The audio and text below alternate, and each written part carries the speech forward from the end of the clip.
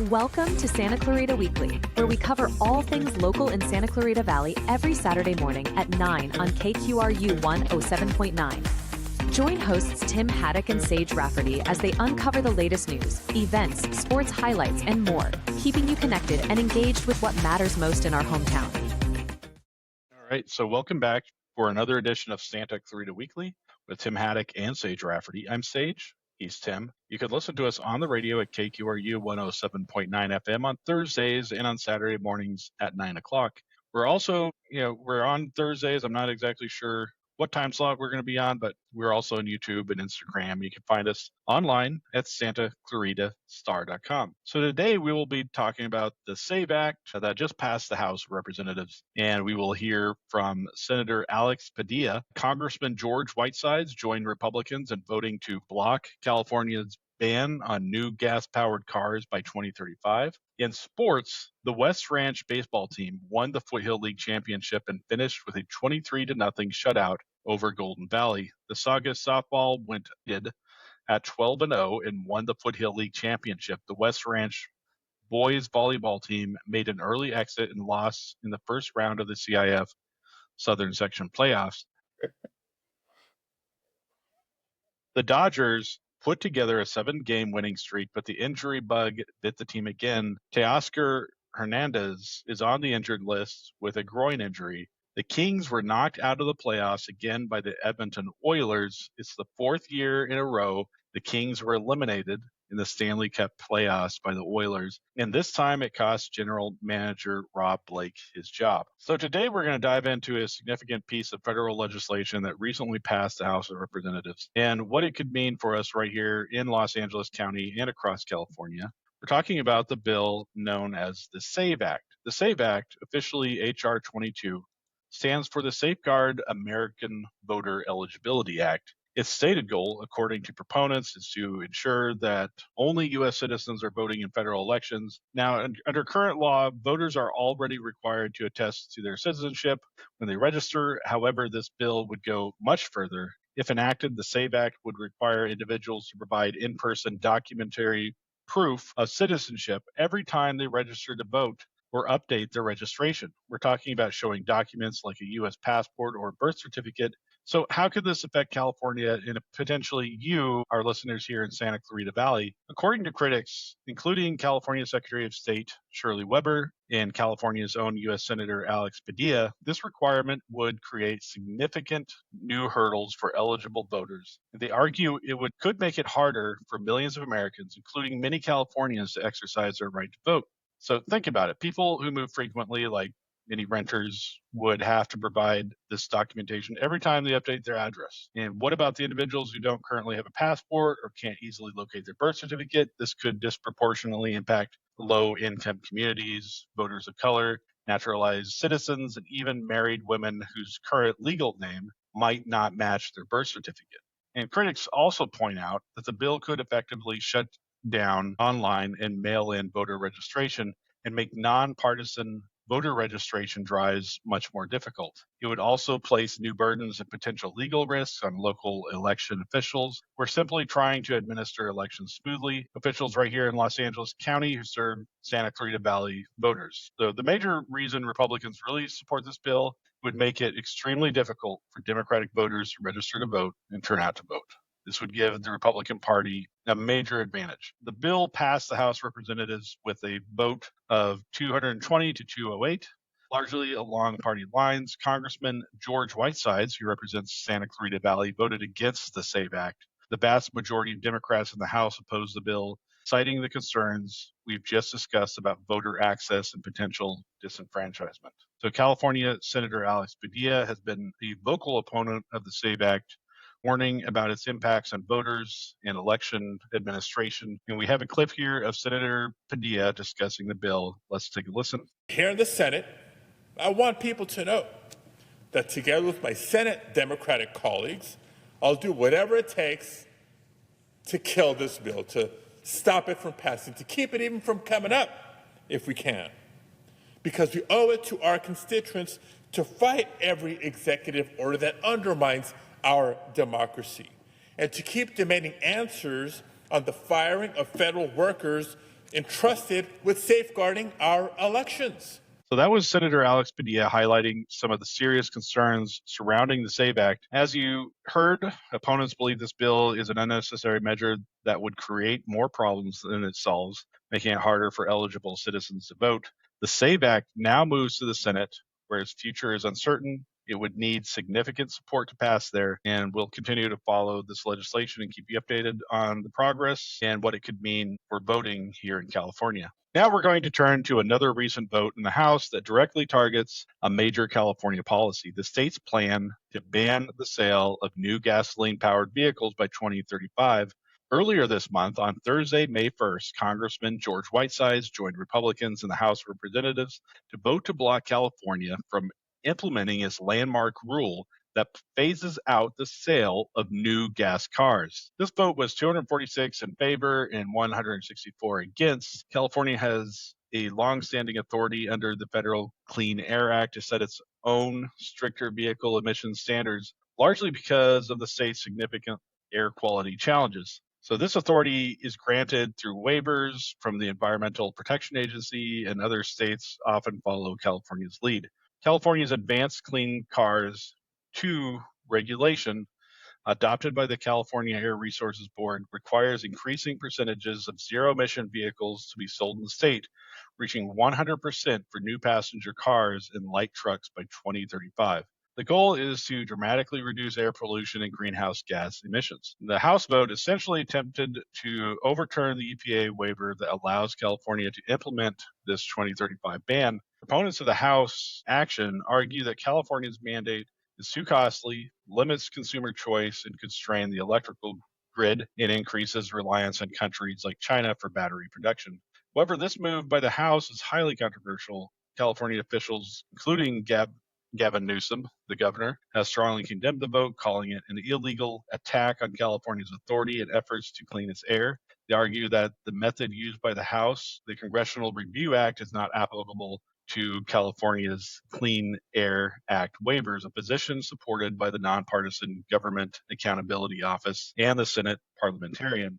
For us here in Santa Clarita Valley, part of the larger Los Angeles air basin, air quality is a significant concern. Policies aimed at reducing tailpipe emissions have a direct impact on the air we breathe, and this House vote creates uncertainty about the future of vehicle availability and pace of the transition to electric vehicles in our state. Yeah, so Sage, do you have an electric vehicle? I don't have a fully electric vehicle. I have two hybrids. I have two Priuses, and one of those hybrids is plug-in. So it does run on electric part of the way at least. But how about you? Do you have an electric vehicle? I just bought a Prius, so I have a hybrid. And I think it's what I've been seeing on the road. I see a lot more hybrid cars. I see a lot more electric vehicles on the road. And honestly, I think this is the trend now. I think this is a trend, at least in California, that more and more people are at least interested in electric vehicles and hybrid vehicles. And I think more and more people are starting to buy them on their own. So I don't know. I don't know. I mean, it's nice to have the regulation in place to say that we should be getting rid of internal combustion engines and going to a zero emission type vehicle fleet out on the roads. But I don't know. I have a feeling that this problem is going to fix itself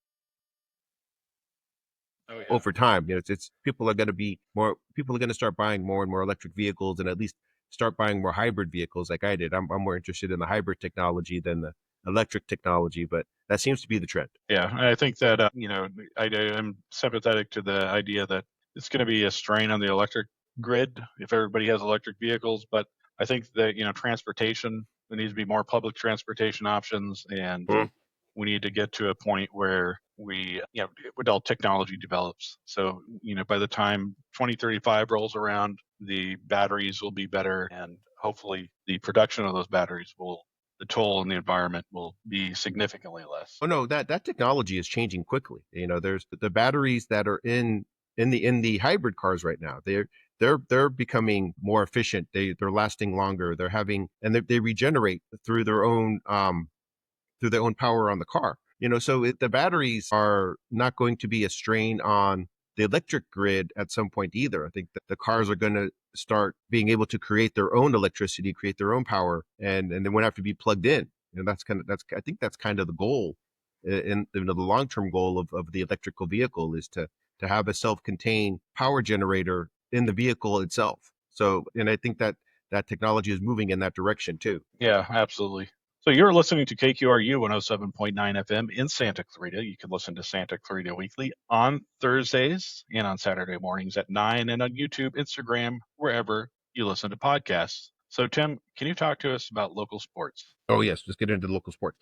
The high school baseball and softball seasons, the regular seasons anyway, they're coming to an end and playoffs are about to start. The West Ranch baseball team won the Foothill League championship, and they barely did. West Ranch baseball team finished the Foothill League season strong with 2 wins over Golden Valley. West Ranch won the first game 9-1 and the second game 23-0. West Ranch won the Foothill League championship with a 10-2 record and is 18-9 overall. West Ranch has one more game against Dana Hills before the CIF Southern Section playoffs begin. The Hart baseball team finished in second place in the Foothill League with a 9-3 record. Hart beat Canyon twice, 8-0 and 11-4. Hart has one more game before the playoffs start against Maricosta. The Saugus baseball team finished in third place in the Foothill League with an 4 record, but split a pair of games against Castaic to end the season. Saugus lost the first game 7-4, but won the second game 3-1. Caden Haig went 2 for 3 with a double and scored a run in the second game for Saugus. Ming Lee pitched a complete game and scattered 5 hits. He gave up only 1 run and struck out 1. J.R. Yura was 2 for 3 and drove in a run, and the only run for Castaic. Castaic is in 4th place in the Foothill League and has a 7-5 record after losing to Saugus. The Valencia baseball team split 2 games with Maranatha and ended the season with a 16-1 win over Newbury Park. Valencia is in 5th place in the Foothill League standings at 6-6, and we'll have to wait to see if they will earn a playoff spot. The Golden Valley baseball team lost its last 2 Foothill League games to West Ranch. And the Canyon baseball team lost 2 games to Hart and finished the season with a 5-3 loss to Oxnard. On to softball, the Saugus softball team went undefeated and won the Foothill League title. Saugus softball team won the Foothill League championship with a perfect 12-0 and ended the season with an impressive wins over Golden Valley and Castaic. Saugus has won 13 games in a row and beat Golden Valley 14-1 and shut out Castaic 16-0. Saugus scored 14 runs in the 4th inning against Castaic. Savannah Smith hit a solo home run and went 2 for 3 and drove in 2 runs. Bree Coe was 2 for 3 and drove in 3 runs. Valencia is in second place in the Foothill League with an 8-3 record with one more Foothill League game to play.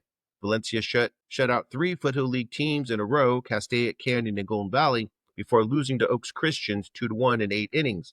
Valencia plays West Ranch in a game that will decide second place in the Foothill League standings. West Ranch has won 4 games in a row, including 2 over Vasquez and Golden Valley. West Ranch is in third place at 7-4 in the Foothill League and has one more game against Valencia.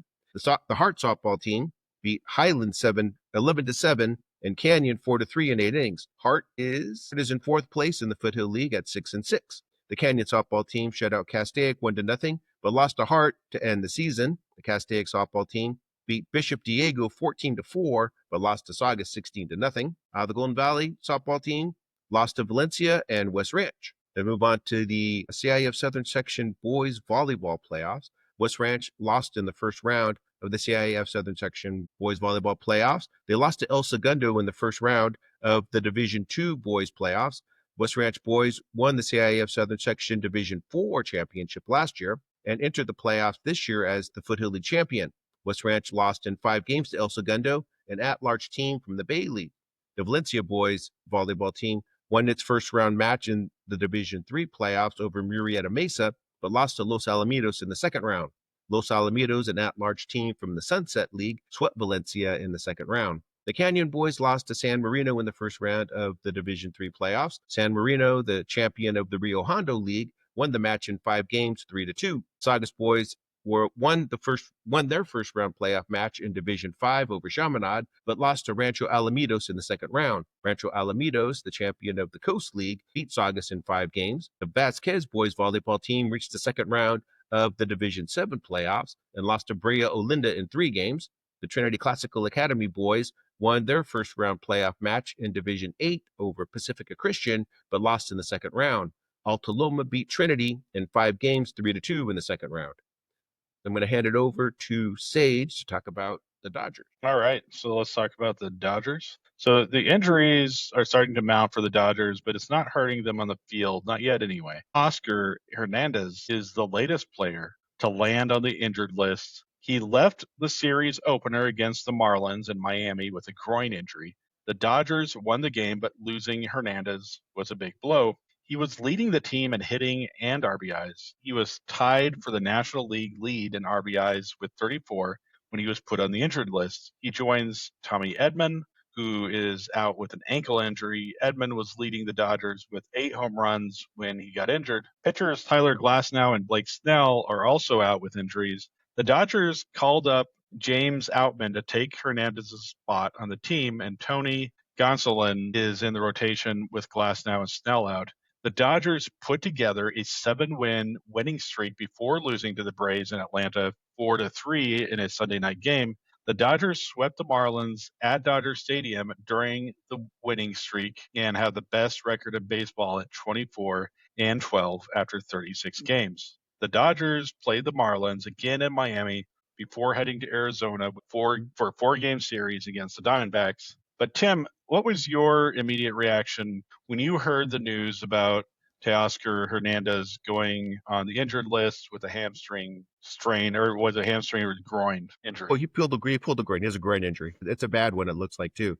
Yeah, I mean, the first reaction I saw was it was really, it was hard to tell how bad the injury was. I mean, you could tell that he was having a hard time running and really just moving around in the field. So it was pretty evident he needed to be taken out. But I heard manager Dave Roberts, say after the game that Teoscar didn't want to come out of the game. I mean, he never wants to come out of a game. He likes to play every day, and he's a hard player to bench. And Dave Roberts said that about him. So to put him on the injured list, to force him out of a game, that was a pretty big decision on the Dodgers' part. They had to basically force him to recover and make sure that his injury heals correctly. The bad news about this is that it looks like it's going to take more than 10 days. Usually go on a 10-day injured list, and you're usually back, in a week and a half. But this one's going to take a few weeks to heal, it looks like. Dave Roberts was saying it's going to be at least 2 weeks, at least 14, 15 games that he's going to miss, and that's going to hurt. He's a big bat in that lineup, and on top of everything else, he's a hard player to keep down. He's going to want to play every day. He's going to want to play before he's ready, before he's healthy enough to come back, and I think that's going to be the hardest part about having Teoscar Hernandez on the injured list, is that he's not going to want to be on it for very long. But I have a feeling that this is going to be a longer stint than people are anticipating. So, Tim, can you talk to us about the Kings and the Oilers? I'm going to wrap up What's the Kings. going on? Okay, yeah, let's wrap this. Let's put the Kings season to bed, because they're out of the playoffs now. The Kings were knocked out in the first round again by the Oilers. After winning the first 2 games of the playoff series against the Edmonton Oilers, the Kings lost the next 4 and were knocked out in the first round. Kings lost game 5, 3-1 at Crypto.com Arena, and game 6 in Edmonton, 6-4. The Oilers eliminated the Kings from the playoffs for the 4th year in a row. The Kings took a 1-0 lead in game 5, scoring a goal in the second period, but the Oilers scored the next 3 goals, including an empty netter in the third period, and outshot the Kings 45-22. In game 6, the Kings and Oilers scored 4 goals in the first 6 minutes of the game, was tied 2-2 until Zach Hyman scored for the Oilers and gave his team a 3-2 lead after the first period. The Oilers went up 5-3 after 2 periods. Anze Kopitar cut the lead to 4 with under a minute to play in the game in the third period, but the Oilers scored an empty netter to win the game 6 and eliminate the Kings again. Coach Jim Hiller talked about the game. Let me just start by reflecting a little bit, I guess, on the season. One which I think had plenty of highs for us during the course of 7 months. But in this last week, the lowest of lows, as you can all imagine. And I think today is another one of those. I would hope for all of us. Anyways, you can take it from there. Jim, we know that Rob is not returning as GM. What have you been told about your future? I haven't had any of those conversations yet. I'll be talking with Luke at some point, sure. But I do understand whenever there's change like that, significant change, you know, there's usually more. How important is it to separate the success of the regular season from the failure of the postseason? Yeah, it's mixed emotions, Dennis, for sure. The guys competed. I just feel, I guess, bad for all of us, for the whole organization, for all you guys. You wanted to be still working and following us through the playoffs. But for the players who I believe, gave so much this year, trusted one another, competed hard for one another. That's where my biggest, feelings of disappointment are, because they, as much as we put everything we have into it, they have to go do the job, and they're not playing anymore. Given a buffer of a few days, how would you evaluate your own performance and your staff's performance during the postseason here? Haven't got to that. Haven't got to that necessarily. I mean, listen, it was a hard series. You can always look back and say, maybe we could have done this or could have done that. I think every time you lose, no matter who you're playing, or if you don't win and achieve your goal, you can always think maybe we should have did this better or different.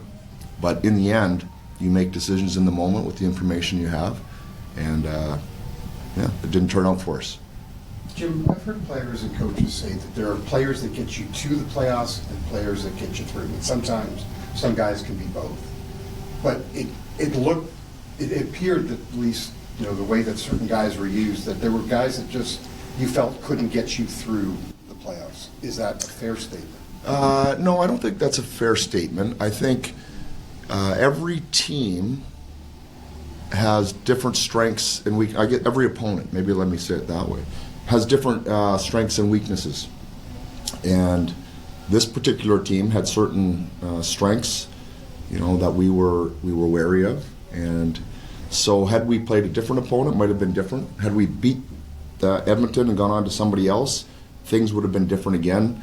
I don't think they're static, for me at least. They're not static from series to series. I think you have to evaluate the team you're playing and make your choices. So I can't say that from one series to the next things would look the same.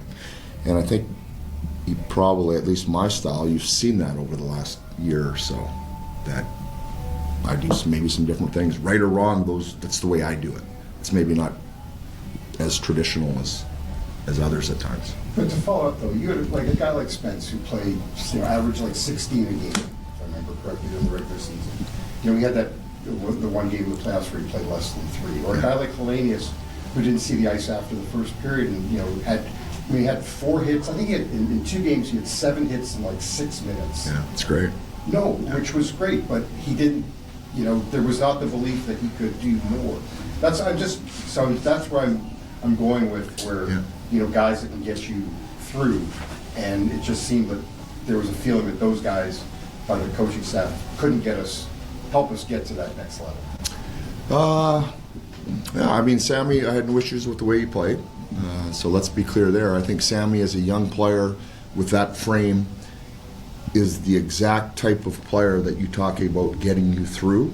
As he continues on down the path of his career, he will be leaned upon heavily as he gets going, because a lot of times the bigger, stronger guys can really come to the fore in the playoffs. So, I appreciate what you're saying. I had no issues with the way Sammy played, but again, decisions were made for different reasons, none that I'll get into here and now, but I can appreciate the question. The Kings fired general manager Rob Blake following another first-round playoff exit at the hands of the Oilers. The team said the fate of Kings coach Jim Hiller will be decided by the next general manager. So, Tim, I know Jim Hiller has a contract, but new GMs, they sometimes like to bring in their own people. So what are the factors beyond just wins and losses that might influence the incoming GM's decision on whether to retain Hiller? Is it coaching style, player relationships, vision for the team? Yeah. Jim Hiller has a contract with the Kings. There's a couple more years left on his contract. And from what I can tell, the players like having Jim Hiller as their coach.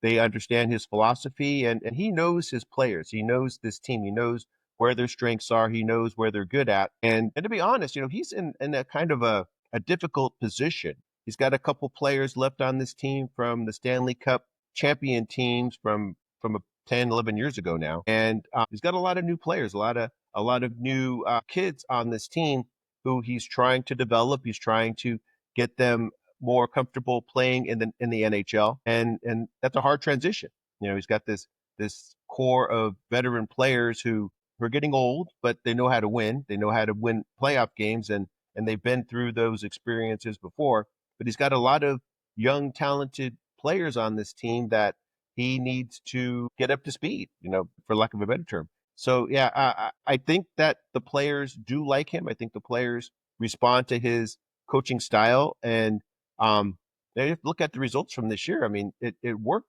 in a lot of ways. The Kings still had the best home record in the NHL. They finished higher than they did in the standings than last year. And, it's unfortunate. It's unfortunate to keep running into the Oilers in the first round of the playoffs, because the Oilers just seem to have the Kings number. And, if they could have played any other team, I think they could have played any other team in the playoffs in the first round, they would have won in advance. But the Oilers know how to beat the Kings. And that's a bad position for any Kings coach to be in. Yeah. So given the Kings, I think that, what was it, 4 consecutive first round exits, and with Hiller coaching the last one, how much pressure will the new GM feel to make significant changes? And that could include Jim Hiller.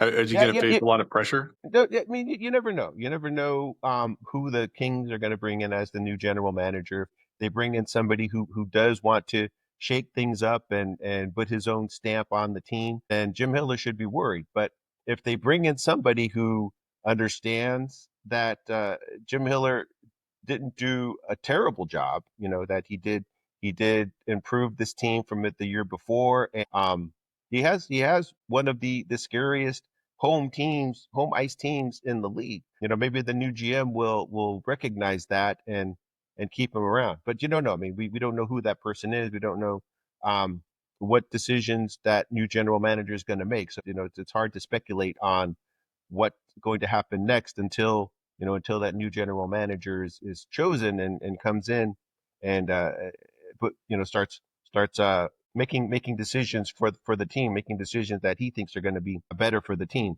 So I don't know. I don't know what to say about Jim Hiller's chances of keeping his job when the new general manager comes in, because we don't know who the new general manager is going to be. So we'll have to wait and see who that person is, and see if the new general manager has enough patience to let Jim Hiller keep his job. All right. Well, we'll keep an eye on that. We'll see what happens with Jim Hiller. But that's our show. So tune in next week for more discussions about the news from Santa Clarita. You can listen to us on the radio at KQRU 107.9 FM at 9 on Saturday mornings. And you can also watch us on YouTube, TikTok, and Instagram, and listen to us on SantaClaritaStar.com, wherever you listen to podcasts. So leave us a comment, and be sure to subscribe to Santa Clarita Weekly online. Thank you for listening, and have a great week. Thank you for listening to Santa Clarita Weekly. You can watch the show on Santa Clarita Star's YouTube channel and Facebook page, as well as listen in on the radio at KQRU 107.9. Visit SantaClaritaStar.com for more content, and tune in right here to KQRU 107.9. A new voice for Santa Clarita.